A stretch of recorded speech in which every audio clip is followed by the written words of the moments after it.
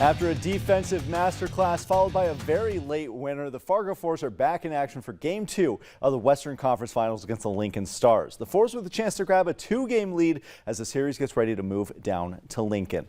Mate Marinov, one of the heroes from last night, stopping all 22 shots in his shutout. The Force offense getting to work early this time, though, starting with this one off of a Mac attack. Max Swanson fires in the backdoor goal from close range. The Force up 1-0, not even 5 minutes into the first half. A huge start for Fargo.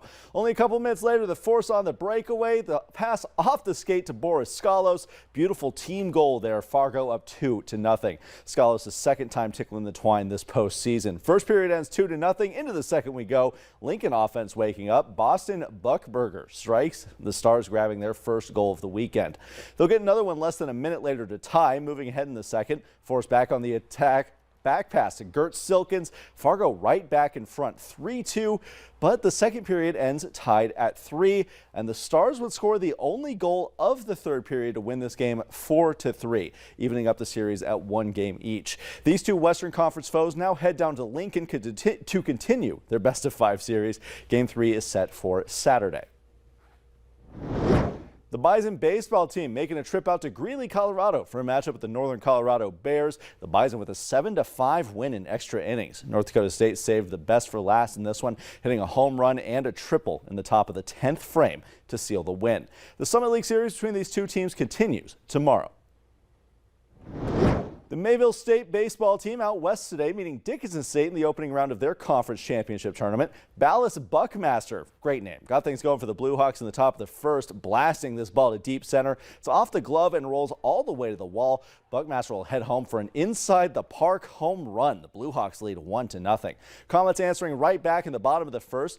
Cole Jessamine's hit drops in center field, bringing in Josh Majors. We are tied at 1.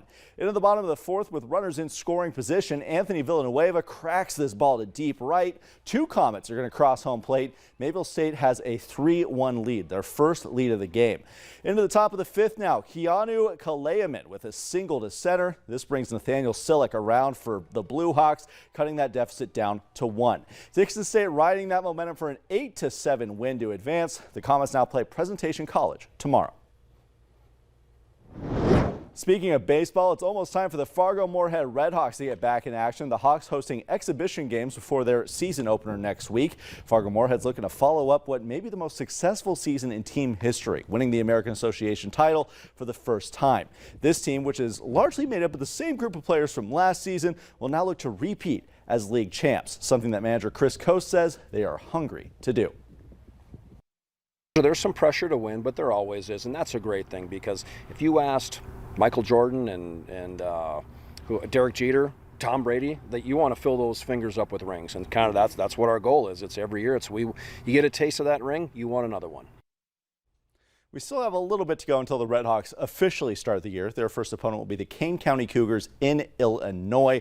Their first home game, though, set for May 15th against the Winnipeg Goldeyes. And speaking of the Goldeyes, they actually just wrapped up that exhibition game a little bit ago at Newman Outdoor Field. The Redhawks won that one 10-9.